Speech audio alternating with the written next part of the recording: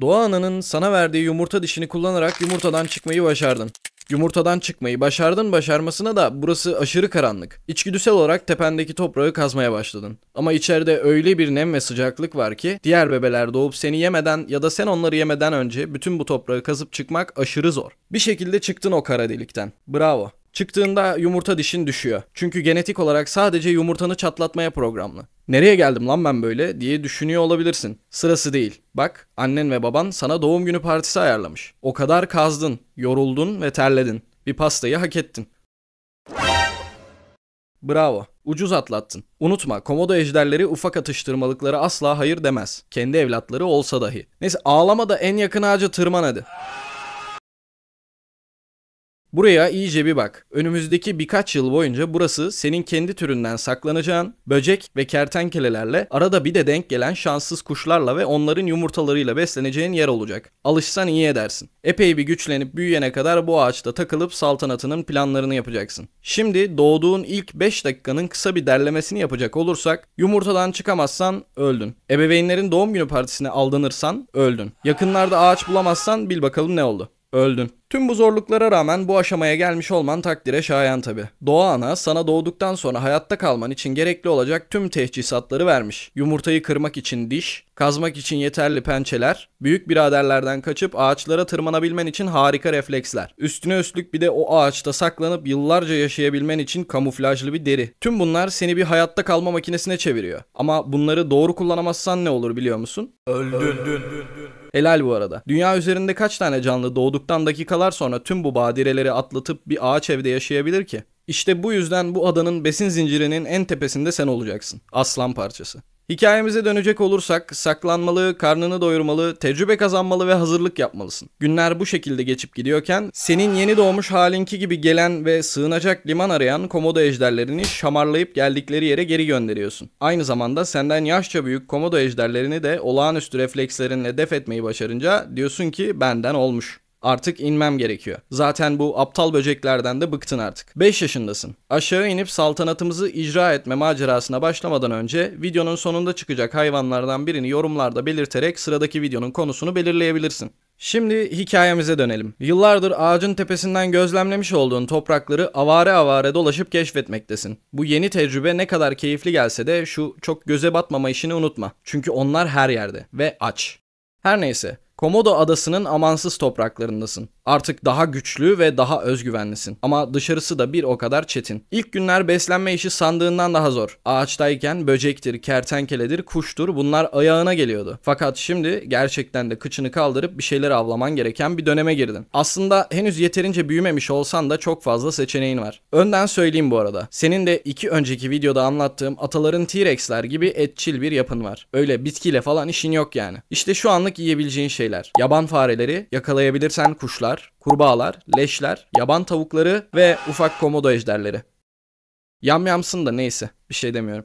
İlk tavuğunu yakalayana kadar bir soytarı gibi ortalıkta geziniyorsun. Bu dünyaya ayak uydurmak zor. Ama sen de gün geçtikçe tecrübe kazanıyorsun. Tecrübe kazandıkça da özgüvenin artıyor. Günler geçiyor ve bir miktar geliştin. Artık 10 yaşındasın. 10. yaş günü bir komodo ejderinin en tehlikeli olduğu dönemdir. Gel sana neden tehlikeli olduğundan biraz bahsedeyim. Boy, kilo gibi çok da mühim olmayan mevzulara girmeden önce vücudundaki zırhtan bahsedeyim. Derinin altında osteoderm adında ufak kemiksi plakalar mevcut. Bunlar seni durdurulamaz bir tank yapıyor. Bir önceki videoda bahsettiğimiz megalodon gibi çok sağlam bir çene kuvvetin yok belki ama zehirli salgıların var. Yani avını öldürmen için çok ufak bir ısırık bile yetiyor. Of, en havalı yırtıcıya karar veremiyorum. Hepiniz birbirinizden fenasınız.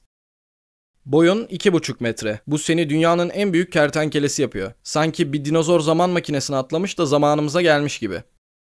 Tam 90 kiloya ulaştın ve ayrıca kısa mesafede 20 kilometre hızla koşabiliyorsun. Kısa mesafe diyorum çünkü uzun süre koşamıyorsun. Bu doğanın sana verdiği turbo modu. Ve son olarak tam 4 milyon yıldır buralara hükmediyorsun. Evet, 4 milyon yıldır. Yaşayan bir fosil gibisin. Türünün başarısı inanılmaz. Her neyse, artık maceramıza dönelim. Şu sıralar av konusunda yeni bir strateji geliştirmektesin. Ağaçta yaşamın sana vermiş olduğu beleşçi ruhu ve doğa ananın verdiği zehirli bezeleri kullanarak kurnazlık peşinde koşuyorsun. Bu coğrafyada teknik olarak görünmezsin. Bütün gün boyunca dulda bir yerde saklanıp sıradaki avının önünden geçmesini bekliyorsun. Av gelince turbo modunu açıp üzerine atlıyorsun ve sırtından, bacağından bir yerinden ufak bir parça ısırıveriyorsun. Zavallı hayvan zehrin de etkisiyle şok geçiriyor, yavaşlıyor. Sen de onu sabırla takip edip zehirden ölmesini bekliyorsun. Öldüğü zaman da gidip yiyorsun. Yani fast food'a inanmıyorsun. Avını yaraladıktan sonra saatlerce, hatta bazen günlerce bekleyip öyle yiyorsun. Ne çeşit bir hayvansın lan sen. Ama bu anlattığım strateji bir tek sende yok tabi. Adada sürüsüne bereket komodo ejderi olduğundan ve hepsi de senin gibi tembel olduğundan dolayı herkes bu stratejiyi uyguluyor. Tahmin edeceğin üzere soytarının biri gelip senin avını yiyebilir. İşte bu yüzden anlaşmazlıklarla hırgür dövüşmektense herkesin kendine ait bir bölgesi var. Ekmek bulanındır. Kendine ait bir bölge bulmak için arayışlara başladın. Önünde uzun ve çetrefilli bir yol var. Her burası güzelmiş" dediğin yerden lavuğun biri çıkıp bölgeyi sahipleniveriyor. 3 seçeneğin var. Savaş ve bölgeyi al, savaş ve lavuğun akşam yemeği ol ya da uzaklaş. Karar senin tabi ama lavuktan lavuğa değişir. Bu lavuk olmaz mesela. Yine gezip dolaşırken ufukta uzanmış bir amca görüyorsun. Hem bölgesini de beğendin, çökülebilir. Tabii ki savaşmadan vermeyecek. Saatlerce süren bir savaştan sonra son hamleyi yapıyorsun. Amca yaşlılığın da vermiş olduğu yorgunlukla pes ediyor. Bölgeyi aldın ama asıl zor olan burayı korumak. Şu anki günlük rutinin avlanmak, beklemek, yemek, gezmek ve uyumak. Bayağı uyumak. Çok uyumak. Ağaç yaşamı ve sabır stratejisinden de anlayacağın üzere komodo ejderleri enerji harcamayı sevmezler. Bu yüzden artık avlanacağın zaman büyük yemekleri oynuyorsun. Ve bu yemekler seni günlerce idare ediyor. İşte artık yeni menün. Javan geyikleri, yaban domuzları, daha büyük komodo ejderleri, leşler ve su bufaloları. Evet, su bufaloları. Şu sıralar yediğin önünde, yemediğin arkanda. Kendine ait bir bölgen var. Sabah gerinmeleri dışında çok fazla hareket etmiyorsun. Sabah gerinmeleri? Evet, komodo ejderleri sabaha gerinerek başlar. Kendini motivasyon manyağı calisthenics abilerin aşırı tembel versiyonu gibi düşün. Aylar bu şekilde geçerken artık hatun komodoların daha fazla dikkatini çekiyor olduğunu fark etmeye başladın. Ufaktan harekete geçip bu işi çözmen gerekiyor. Türün devamlılığı her hayvanda olduğu gibi senin de birincil önceliklerinden bir tanesi çünkü. İşte güzel bir hanımefendi. Nasıl tavlayacağız? Önce gücünü, sonra çevikliğini ve daha sonra hayatta kalma yeteneklerini gösteriyorsun. Rekabet fazla ama sen de az değilsin. Türün devamlılığı için gerekli eylemler uygulandı. Dişi olsaydın yumurtaları yere gömüp iştahla çıkmalarını bekleyecektin. Ama sen bölgene geri dönüyorsun. Komodo ejderlerinde aile saadetinden eser yok. Günler bu şekilde geçip gidiyor. 28 yaşına geldin ve epey yaşlandın. Artık turbo modu açmak konusunda pek başarılı değilsin. Zehrin hala etkili ama av seni fark edip olaydan sıyrılabiliyor. Açsın ve bu açlık işini yakın bir vakitte çözmeye çalışmalısın. Denemelerin sonuçsuz kalıyor.